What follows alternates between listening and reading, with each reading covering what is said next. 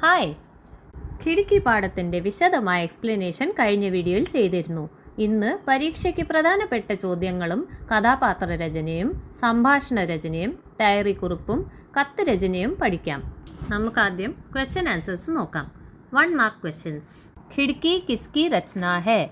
खिड़की अंजू खरबंदा की रचना है. खिड़की अंजू खरबंदा എഴുതിയ കഥയാണ്. लेखक कहाँ जा रहा था? लेखक होशियारपुर में शादी में भाग लेने जा रहा था.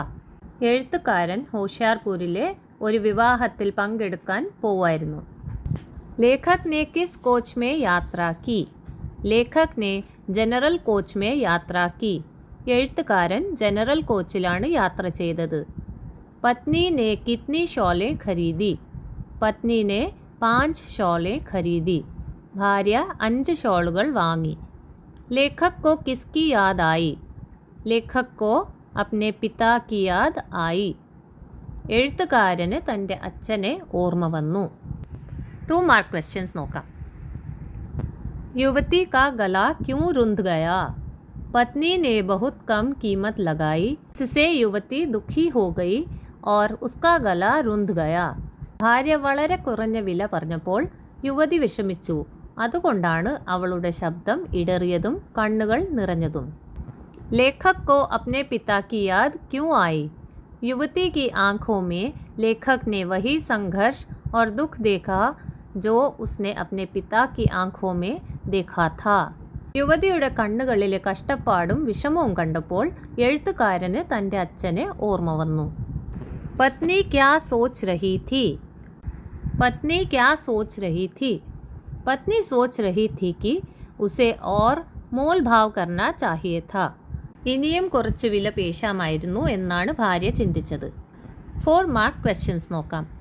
शॉल बेचने वाली युवती का चरित्र चित्रण कीजिए. शॉल बेचने वाली युवती मेहनती, विनम्र और संघर्षशील थी.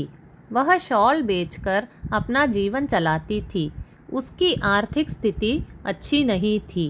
उसकी आँखों की नमी उसके संघर्ष को दर्शाती है.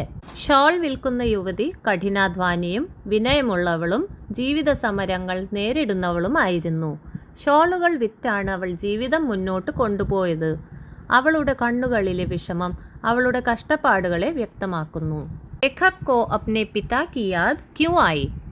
ഇത് 4 മാർക്കിൻ്റെ, അപ്പോൾ ഇത്തിരി വലിയ ആൻസർ എഴുതണം. മുമ്പ് നമ്മൾ സെയിം ക്വസ്റ്റ്യൻ കണ്ടത് അത് 2 മാർക്കിൻ്റെ ആയിരുന്നു. അത് ചെറുതായിട്ട് എഴുതിയാൽ മതി. ക്വസ്റ്റ്യൻ പേപ്പറിൽ ഇൻ കേസ് വന്നാൽ എത്ര മാർക്കിൻ്റെ ആണെന്നും കൂടെ നോക്കണം. ലേഖക് കോ അപ്നെ പിതാ കി യാദ് ക്യൂ ആയി?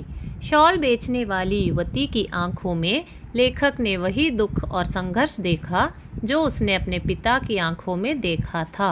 उसके पिता भी रेलगाड़ी में सामान बेचकर परिवार का पालन पोषण करते थे. ഷോൾ വിൽക്കുന്ന യുവതിയുടെ കണ്ണുകളിലെ ദുഃഖവും കഷ്ടപ്പാടും കണ്ടപ്പോൾ എഴുത്തുകാരന് തൻ്റെ അച്ഛനെ ഓർമ്മ വന്നു.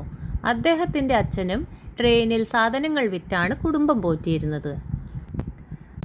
ഇത് ഭയങ്കര ഇമ്പോർട്ടൻ്റ് ആയിട്ടുള്ള 2 ലോങ് ആൻസേഴ്സ് ആണ്. ഇനി കഹാനി കാ മുഖ്യ വിചാർ ക്യാ ഹെ? കഹാനി കാ മുഖ്യ വിചാർ മാനवीय संवेदना और सहानुभूति है. लेखक युवती के संघर्ष को देखकर अपने पिता को याद करता है. कहानी हमें दूसरों के दुख और संघर्ष को समझने की सीख देती है.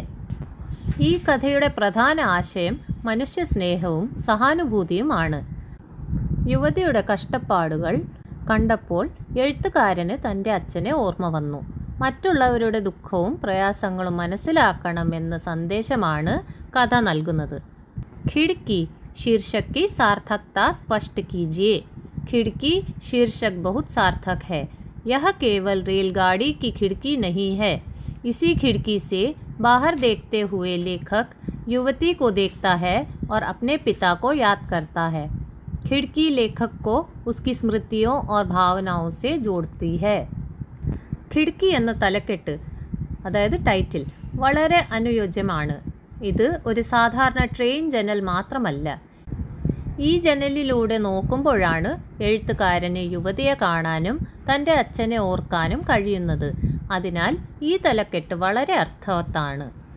ഇനി നമുക്ക് സംവാദ് ലേഖൻ അതായത് സംഭാഷണം അല്ലെങ്കിൽ ഡയലോഗ് റൈറ്റിംഗ് നോക്കാം. ഭാര്യയും യുവതിയുടെ ഇടയ്ക്കുള്ള സംഭാഷണം എഴുതുക. पत्नी और शॉल बेचने वाली युवती के बीच संवाद. पत्नी: यह शॉल कितने की है? युवती: 250 रुपये की. पत्नी: बहुत महंगी है. युवती: दीदी अच्छी क्वालिटी की है. पत्नी: 5 लूँ तो कितने की दोगी? युवती: 200 रुपये प्रति शॉल. पत्नी: नहीं, 100 रुपये. युवती: दीदी इतना कम नहीं हो सकता. पत्नी: अच्छा, 150. യുവതി: ठीक है दीदी, ले लीजिए. ഇനി നമുക്ക് ഡയറി ലേഖൻ നോക്കാം. ഡയറി ലേഖൻ അല്ലെങ്കിൽ ഡയറി കുറിപ്പ്. ദിനാങ്ക് എന്ന് പറഞ്ഞാൽ ഡേറ്റ്.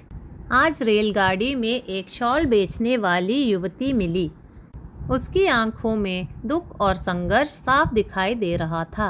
उसे देखकर मुझे अपने पिता की याद आ गई. वे भी रेलगाड़ी में सामान बेचकर परिवार का पालन पोषण करते थे. आज मुझे मेहनत कश लोगों के संघर्ष का फिर से एहसास हुआ. लेखक. ഇനി നമുക്ക് പത്രലേഖൻ നോക്കാം. കത്തെഴുതൽ.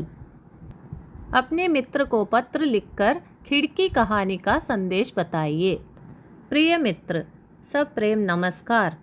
मैंने हाल ही में खिड़की नामक कहानी पढ़ी. यह कहानी एक शॉल बेचने वाली युवती और लेखक की भावनाओं पर आधारित है. युवती की आंखों में संघर्ष देखकर लेखक को अपने पिता की याद आ जाती है. कहानी हमें मानवता, सहानुभूति और मेहनतकश लोगों के सम्मान का संदेश देती है. हमें दूसरों के दुख और संघर्ष को समझना चाहिए. आशा है कि तुम्हें भी यह कहानी पसंद आएगी. तुम्हारा मित्र അല്ലെങ്കിൽ तुम्हारी मित्र. മൈ ഡിയർ കുട്ടികളെ, ഈ വീഡിയോയിലെ ചോദ്യങ്ങളും അഭ്യാസങ്ങളും നന്നായി പഠിച്ചാൽ ഖിഡ്കി പാഠത്തിലെ പരീക്ഷാ ചോദ്യങ്ങൾ നല്ല കോൺഫിഡൻസോടെ എഴുതാൻ കഴിയും. Video like, share and subscribe ചെയ്യാൻ മറക്കല്ലേ. Learn Hindi through Malayalam. ജായിക്ക.